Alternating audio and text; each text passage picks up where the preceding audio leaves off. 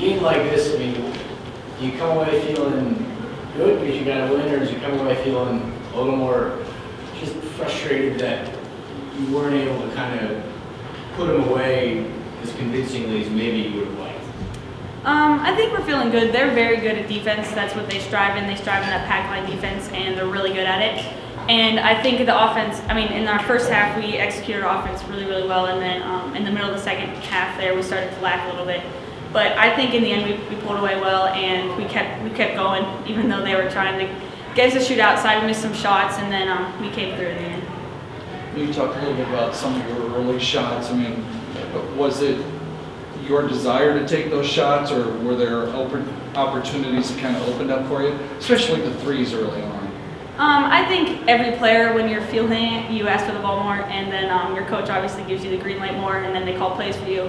So in the first half especially, I was feeling a little bit, and then she started calling plays for me, and then everyone started feeling it a little bit in the first half, and then everyone started getting going. I think making shots is contagious, so when someone else is doing it, everyone starts doing it. It's funny, thank you. A lot of us think of the point guard's job is to distribute the ball and things like that. It looks like now it's kind of also evolved to getting some baskets and getting everybody to kind of feel it, hasn't it? Or at least for you, is that? Yeah, I just think that I like to pass, and I like to score more this year than normal. Last year I was mainly just a passer, I think. But I think when we're lacking in our offense, it's good for someone to step up and then make a shot, and then everyone starts making shots because, like I said earlier, that shooting is contagious. With the 20-point lead, and you see them kind of chipping away at that, what's the mindset you try to have and get your teammates to have about trying to stay the course? How do you do that?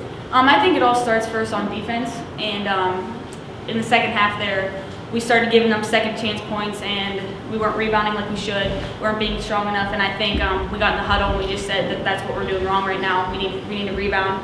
And then finally, once we started rebounding, not giving them the second opportunities, we started getting our lead back.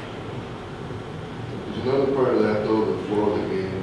I don't want you to comment on efficiency, but the flow of the game, the flow of the game kind of stopped, didn't it? I mean, it was jagged. Yeah, I think a little bit in the middle there in the second half, it did start to get very stop, go, and obviously then you have to go with the flow. You have to figure out a way to go when it's stop, go, because that's going to happen a lot this year with the new foul rules and stuff. And looking at the turnover total, and it's obviously not a good number, it seemed to me, and tell me if you agree or disagree, a lot of it was not really caused by their defense. It was you guys maybe not taking care of the ball well enough or just doing things. Would you agree or disagree with that? I would agree with that comment. In the second half, we were making some silly passes. I made a couple silly passes. People weren't looking. And I think a lot of people did that. That's even contagious, passing it when people aren't even looking. And I think in the 4-minute media, we got in the huddle and we said, stop pushing the ball so much. We have a lead. We need to calm down. And that's what we fixed. At some point in the second half, as the flow stopped, and all those calls, it seemed like we're going against you. Was there ever a sense that maybe you guys were getting too caught up with, this is a dangerous area with the referees in terms of, it seemed like they were out to get you. Were you guys getting caught up in that? No. You know what? We know that there's new rules, and we know that we like to be aggressive, and so when that happens, when the flow stops, we have to learn to go with it. We have to learn to back up a little bit, give them a little bit more space. And we talked about those in our huddles in the place that we had to give them more room so that they wouldn't be able to make that call. I don't know if you remember the particular play, but they had been chipping away. You drove for kind of a layup off glass, about 5 minutes to go. Do you kind of remember the play I'm talking about? Yes. Was that run for you? Were you looking for it there? It wasn't run for me. It's just I saw an opening and I refused the ball screen and I took it. You said you refused the ball screen? Yeah. Okay. Was that kind of by design? Well, no, there was a fair amount of that. There was a fair amount of that. I remember several plays. Was that kind of because they so overplay the ball screens, or was that just you saw an opening and took it? I just saw an opening, took it. It wasn't a play. We just needed a basket. It was starting to get close. The shot clock was coming down, so I just took it. Would you say that this was one of your more physical matchups, being two such great defensive teams? I would say it's up there, yeah. We learned all week about their defense, pack line defense, and we obviously are number one in the MAC in our defense. So the whole week we were practicing physicality with the scout team, and so we knew this coming in. And they're a really good, nice team. They're a really great group of girls.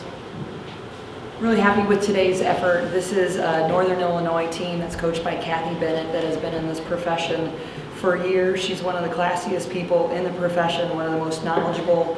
I mean, she makes defensive videos that are sold online, and her team executed a defensive plan against us, and we really had to shoot the ball well in the first half. This game was a mirror image of the way that we played last year at Northern Illinois. We got out to an early lead at halftime, and then they fought their way back, cut it to single digits, and we had to make some free throws down the stretch to extend and secure the win. So we got a lot of different contributions from different kids, but bottom line, I'm happy to get out of here with the win, because this is a Northern Illinois team that's really smart, very talented at the defensive end, will disrupt your offensive sets. As you could tell, I mean, there were multiple times where they knew what we were running before we did. We got out of rhythm in a hurry. They caused some late turnovers as well. They did a good job fighting through some of our screening action for as much as we like to screen, and they were able to draw some illegal screen calls on us. That's the first time in memory that I've ever seen 3 illegal screen calls called 3 times in a row. I thought they did a good job of creating contact and drawing that foul on us. But for us to shoot the ball at the arc well, for us to out-rebound them, for us to make more free throws than the other team attempted, there was a lot of things that we were able to do successfully against a talented team in Northern Illinois. And they weren't at full strength. I mean, they were missing a post player off the bench who we recruited heavily. That's with an injury right now. She's a kid that averages 8 and 6 for them. But I thought we did a good job of forcing them into some shots that they didn't want to take, and then shooting late in the shot clock was a big key for us down the stretch. Part of the defense was Miriam on Corral, I believe. Yeah, I thought she did a good job. Amanda averages 17 on 13 field goals attempted, and she was held 3 below her average. But when you combine Corral and Pulliam, they average almost 50% of their scoring, and Pulliam only scored 2 points in 33 minutes, and she averages close to 15. That's a kid who has had an ACL injury, has come back, and she's actually faster with the ball in her hands now than before. I mean, she can put her head down and score against anybody, and those two got 13 combined, and they're averaging close to 30. So we felt if we could limit them and not allow them to have career days as well, that was another big key that we talked about the past 2 days in our preparation. Coach, when you walk into a game like this, when it's number 1 versus number 2 defense, is there anything made of that? I mean, is this kind of a litmus test, or is that just the media making something up?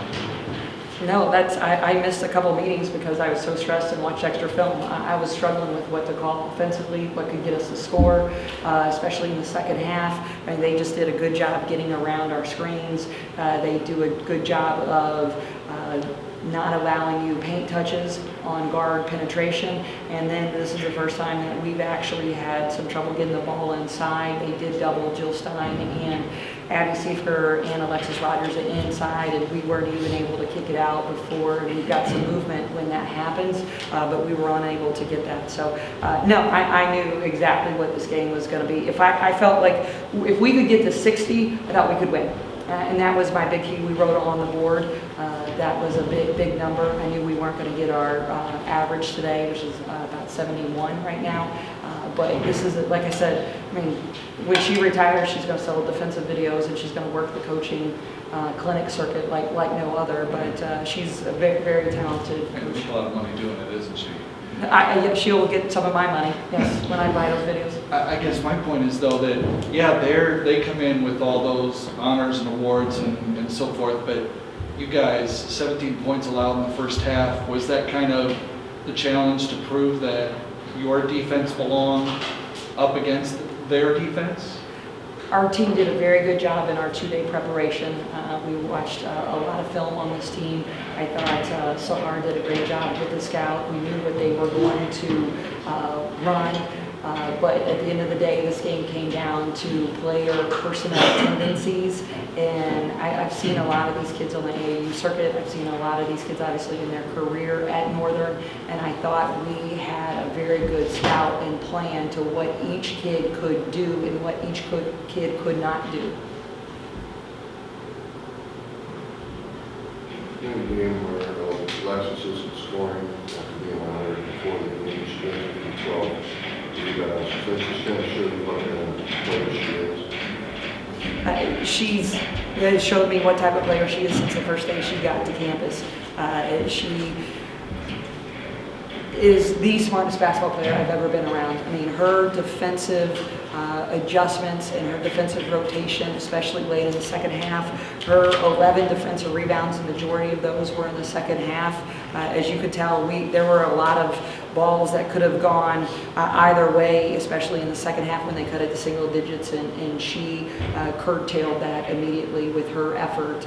She just got another level to her. We're really fortunate to have her, and another trademark of a good player, in addition to being smart, is, I mean, she did not get upset that she wasn't playing well. Scoring wise, she's a very unselfish player, almost too unselfish at times, and that's hard to say considering she's over 1,000-point scorer basically in 3 years, but she's she knows how to get the ball to open people, and I thought she made a lot of good kickouts tonight when she wasn't doubled, but her defensive rebounding sealed the game for us, I felt like. We talked about the run that they made, but you guys at some point, I think late in the second half, seemed to stabilize. So the defense, and everything, even offensively. How impressed were you with that and the fact that it looked like the game was turning? You guys seemed to right the ship. Let's talk about that. We forced a couple of their non-scorers to take some shots, and that's what we wanted to do. Now, we didn't always get the rebound off that missed shot, but I thought we did a good job of making non-scorers take a shot and give them that open shot. I thought that's a big key, but I thought the game was won in the first half. We extended that lead, and which was key.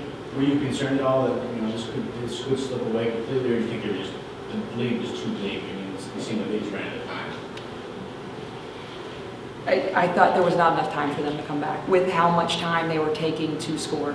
This wasn't, and they were only in single bonus at the time. If it was double bonus, and their offensive scheme was penetrate and kick for a three, which they only made one today, or penetrate and get to the line for a double bonus. They weren't in the double bonus, so I thought if we could get consecutive stops with some defensive rebounds with what we did, I felt good.